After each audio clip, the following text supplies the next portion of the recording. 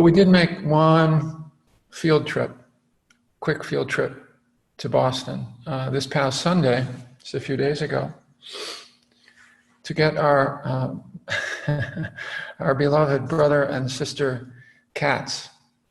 Yeah, our cats, our 3-year-old cats. It was one thing to leave them for a couple months because we always have people live with us. And we have a couple cat lovers there living in our home, and that was fine, but no longer. You know, it's time for them to be with mommy and daddy. Yeah. So, so they moved from a somewhat larger home to a little 600 square foot cabin here, which is beautiful and simple, and they've been adjusting. You know, it's beautiful to see animals adjust, and you know, to feel out the space. They're so embodied, and it's only been a couple days, but it's been a trip. But I had a wonderful moment with the girl cat. Their names are, I think we probably told you that we have really sophisticated names for our cats, girl and boy. And we had a previous set of twins before them, and we named them also girl and boy. Well, girl and boy boy. Girl and boy boy. These are just girl and boy. So the girl is in the room, and we have early in the morning, this was at 6 in the morning, we have wild turkeys here and deer come out early in the morning. And there was a deer just a little bit outside the window in the field. And I thought, let me. First of all, it's always wonderful, right, to see a deer. For me, it is. I thought, let's see how it is for my cat. I put her up on the windowsill, and she was like, it was like rapt attention, you know. It was like, it wasn't fear. It was really a curiosity and a sense of, what is this? What is this? It doesn't compute, because she'd never seen a 4-legged creature before. They're house cats, larger than herself. Yeah, first of all.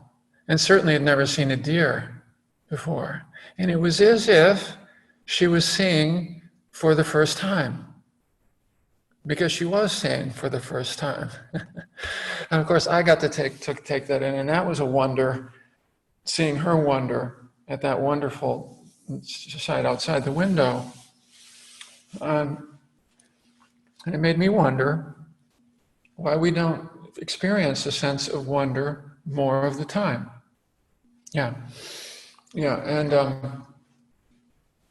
it's a wonderful quote by a man named Chesterton, last century, C.G. Chesterton, who said, you know, we don't suffer for lack of wonders in the world, but rather for a lack of wonder. Yeah.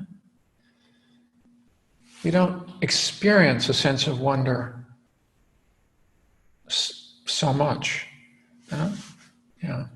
I'm reminded of Mary Oliver's quote from one of her poems. You know, when I get to the end of my life, I want to remember that I didn't just visit here, but that I was a bride married to amazement. A bride married to amazement. Yeah. And although that may be a tall order, to be married to amazement, it's certainly an uplifting feeling when we experience a sense of wonder, even briefly, isn't it? Yeah? Isn't it one of those really uplifting, enlivening feelings? It's one that I practice with more in meditation. I invite that more into my practice. As you know, there's one word, citta, C-I-T-T-A, which means heart, mind, in Buddhism. They're not considered to be so separate, heart and mind, as they are separate more in the West, in our culture, heart, mind. And when we sit down, many of us, speaking for myself, it's usually the mind that shows up first. The mind that shows up first. And if I don't invite the heart in some way, I'll be off to the races with the mind. Worry, anxiety, planning, regretting, fantasizing. So the first thing I do, which you heard me say, is I'll sit down and after I shake it out a little, open things up. I'll close my eyes and I don't ask you all to do this because that may not be the phrase that works for you, but I'll say, hey buddy, how's it going on? How's it going in here today? And usually the first thing that comes back is what's swirling around in the mind. And I go, Whereas the very next thing is, how do I get the heart involved a little bit more? And one of the ways I do that is by inviting a sense of wonder. And I usually do that by inviting an image of a time recently or long ago when I experienced that sense of wonder. This morning, I'll bring to mind that morning with the cat and the deer. Right? Because all I have to do is think about that, just envision that for a moment, and the heart shows up. It's not about thinking about how do I get wonder in there. It's by just bringing forth a memory image, just briefly, letting it float up. And it just floats through and starts to open up the space. And now, I can let go of the image and settle into the breath, but with a sense of wonder, with the sense that, the heart is here now. It's not just the mind. It's the mind and heart together. It's the mind watching over the sensations, the experience of breathing, but with a sense of wonder. Yeah.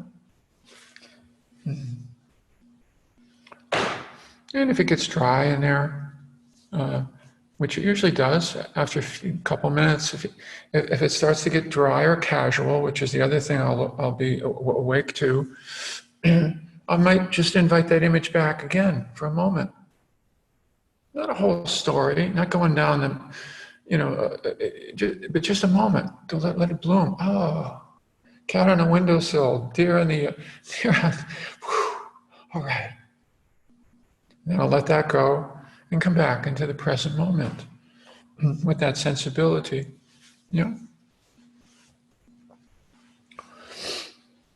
So it's been one of my most helpful, most direct access to the heart in a moment for me is activating a sense of wonder. And very close. I always do this very close as I'm setting it up. The meditation, I'm settling in. Before, if I don't do something right away, the mind is just going to run. It's just going to run. That's what it does, right? We know that. Right at the beginning, it's part of forming the intention. Yes, to check in. Yes, to open up. Now, yes. Let's get the heart in here. And so the invitation is, how do you do that? How would you do that? If you wanted to bring that sense of wonder, if you wanted to play with that, how would you do that? Yeah. See if it's useful. See if it's possible. Yeah. We've all experienced the sense of wonder. Why wouldn't I experience it here for a moment in the service of my meditation practice, of getting more fully engaged in my meditation session?